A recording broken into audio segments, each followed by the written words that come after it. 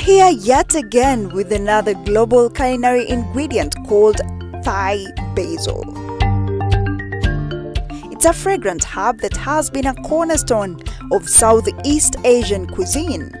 There they call it Thai basil. Unlike the sweet basil commonly used in Western cooking, Thai basil boasts a distinct anise or licorice-like flavor, combined with a hint of spice. Its unique taste has made it an indispensable ingredient in many Thai dishes such as green curry. It's characterized by its narrow leaves, purple stems, and delicate lavender flowers. Thai basil not only enhances the flavor profile of dishes but also adds a vibrant touch of color.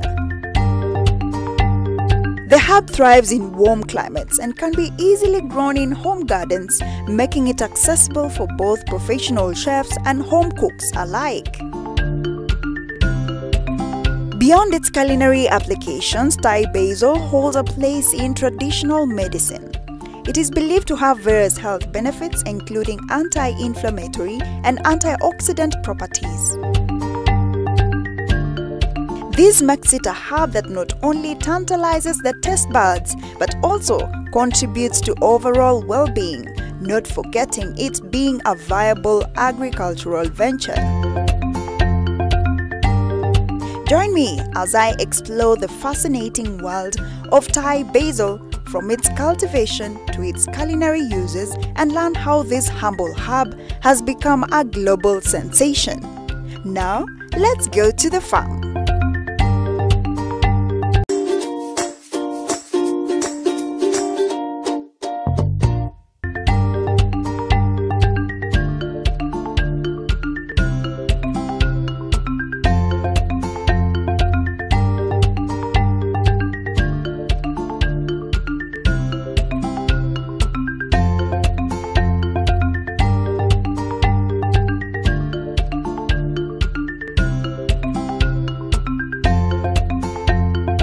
Thank you, Robin.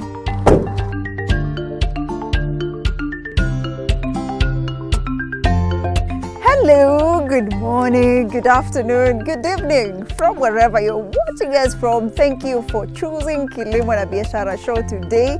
Well, now we want to dive into the culinary world yet again with yet another herb. Well, we've done this before. We've done basil. Remember basil? Or perhaps most of you call it Basil, depending on the school that you went to. So today it's a different variety called Thai basil. Are you ready to explore that and know more about this particular herb? Could be for local consumption or for export. So shall we go and engage the experts to learn more about this? Let's go.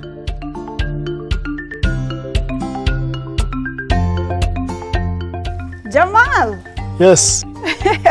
Karibu Linda. Thank you so much. How are you? Fine. Welcome to Spring Moon Herbs. It smells so good. It's aromatic. So this is the Thai basil. This is basil. Sweet aroma 2 is the variety. It's the Thai? Yeah. No, it's not the Thai. It's sweet aroma 2. Thai is somewhere else. I'll take you there after this. So you have different varieties of basil? We have Thai basil. It's currently in the greenhouses above us, so I'll take you there after this. So it's important to have all these varieties. That was because our clients kept asking us from abroad for different types of basil, so we had to fulfill our clients' needs. Yeah, so we had to grow the other type of basil for them. Jamal, now let me take you back just a little bit to where all this began. The Jamals that I know, well, are doing different businesses aside from agriculture. Actually, I seldom see them in agricultural sector. So how did you decide this is what I'm gonna do? My dad actually started this like 5-6 years ago, but he was doing it as his hobby.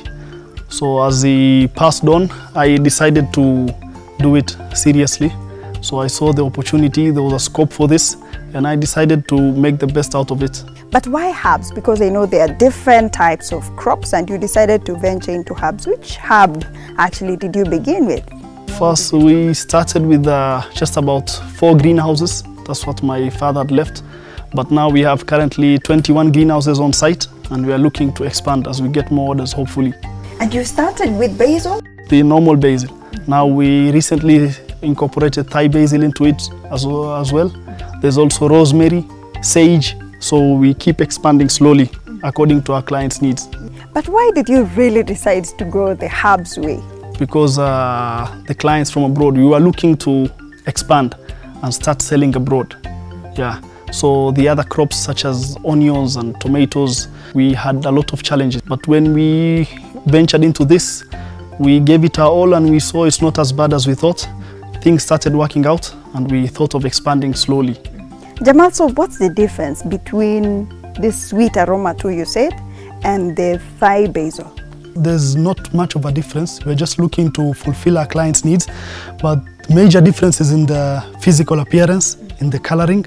But Thai basil is purple on the stem. It has serrated leaves. This other one is mostly green, as you can see. Yeah, but they both have aroma, a sweet aroma. Although the Thai basil has a heavier smell to it, but it's a very good aroma. Not much of a difference. They are both used in stir fries and in curries, especially in Southeast Asian cuisine. I'm curious to see the Thai basil, but before that, I'm just looking at this investment that you've put here. I'm seeing the greenhouse and the infrastructure, the drip irrigation system. Tell me about that, especially at the beginning. To begin with, so you need a greenhouse because you cannot grow Thai basil and most of the herbs outside, except for rosemary, sage, you can grow maybe outside, and thyme. But Thai basil and these other types of basil, oregano, tarragon, you have to grow them in-house. So you need a greenhouse for that. You need capable people, and you need some of the setups, as you can see the stickers here, to be controlling the pests that we have inside the greenhouses.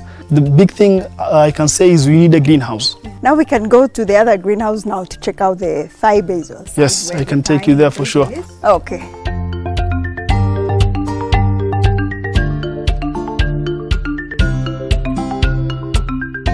Dan. Hello Linda. Hello, how are you? I'm very fine.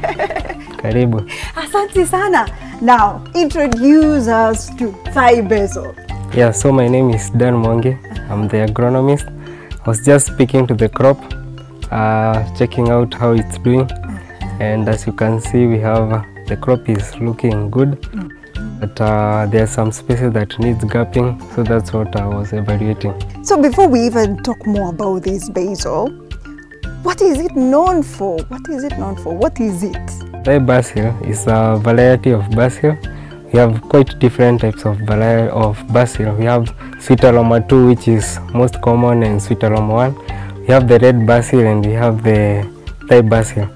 It takes the same period as the other basil.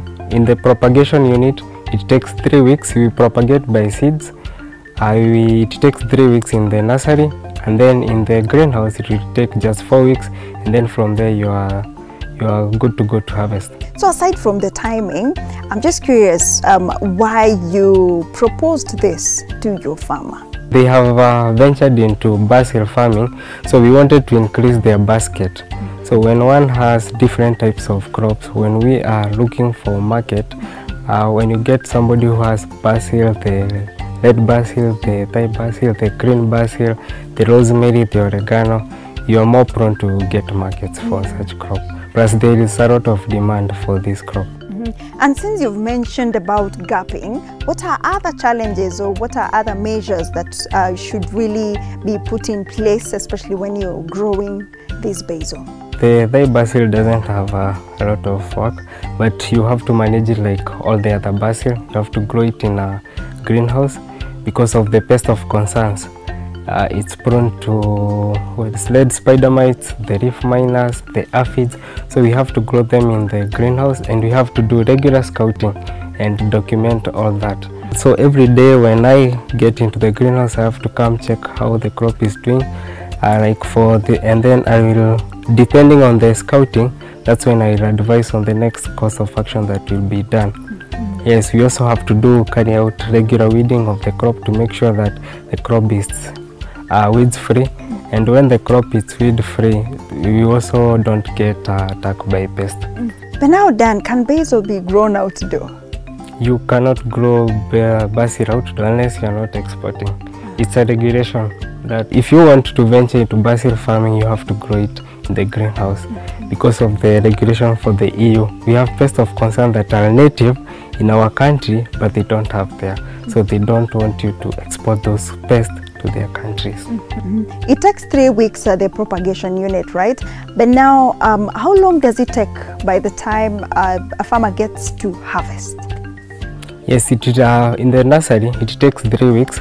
After 3 weeks, the crop is ready to be planted. So you just make your beds and your greenhouse, you make it ready. So once you have transplanted it, it will take 4 weeks, depending on your feeding. If you have a good feeding program, in 3 weeks, 3 to 4 weeks, then your crop is ready to harvest. From there, from the first harvest, you'll be harvesting weekly. And what do you mean by a good feeding program? Feeding program involves foliar twice a week and regular feeding of other soluble fertilizers like calcium nitrate, magnesium sulfate, urea, all that. Thank you so much for that, Dan. We truly appreciate and we've learned so much.